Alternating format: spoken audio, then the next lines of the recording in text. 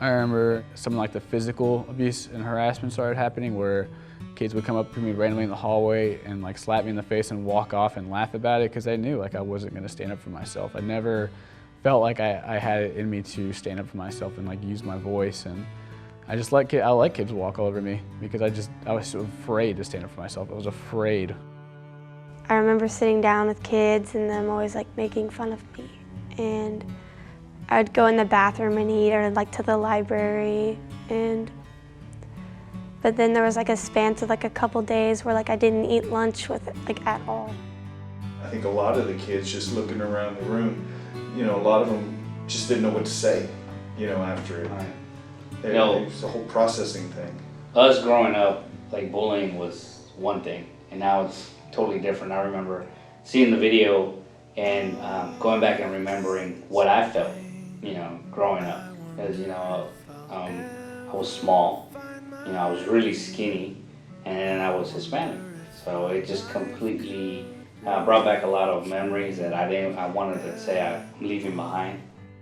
And looking at the bullying video, what really resonates to me is the impact of e-colors with our students through their more positive behavior and attitude on our campus. For example, we're having less students go to the principal's office. Our attendance has increased, and also I've noticed just students communicating amongst each other, middle high school kids along with the high school students themselves. I looked at the video and then I started to observe all the students and the students' reactions. Mm-hmm. I think they felt more comfortable with themselves and with others, especially the person beside them, just to realize that they're not the only ones that maybe were bullied or they were the bullier. Mm-hmm. But what really opened my eyes was the last question when Lewis said, please stand up if you were bullied. Mm-hmm. And it was a big number. I think that a lot of people think of like the whole bullying concept as like a joke, and it's just like funny and whatever, which like I feed into that sometimes too. But like I do remember like in middle school, I had a really, really hard time in middle school.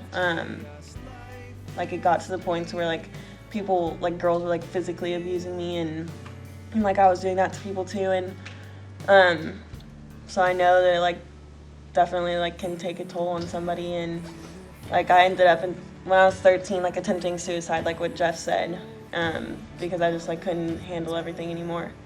It's like, yeah, it does hurt because I lived it. I know what you're talking about, and the way you overcome it is just by showing a different side of you.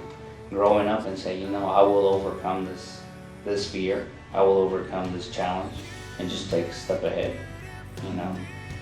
It's wonderful to know that you're going to be able to overcome all the obstacles that are being put in front of you, and you go take a look back and say, I had that obstacle, I'm just changing it now. I was a victim the first time around, and what other people say and do does not determine who you are or your worth. Just keep that in mind, because everybody is worth love and worth loving themselves. And to the bullies, just take a second to examine like why you're doing what you're doing. Like, what do you get out of it? Like, is it power? Is it acceptance? And like, is that really something you need? Like, do you have to put other people through pain to feel like that?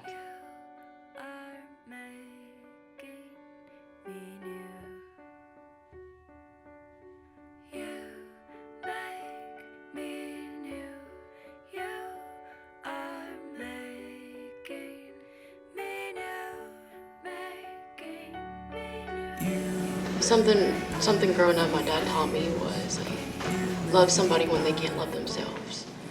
And that allowed me to not reciprocate that bullying back. And that held me back from bullying back, even though I strongly felt very hurt, and I wanted to, take that revenge. I feel like most of the bullies who bully other people are the people who were actually hurt at one point, because I was there and it sucked, and I hated my life. I hated everyone in the whole entire world. And I think that bullies also need love, and they also need support, because like you never know what happens in their life, like in their home life, you know, you never know.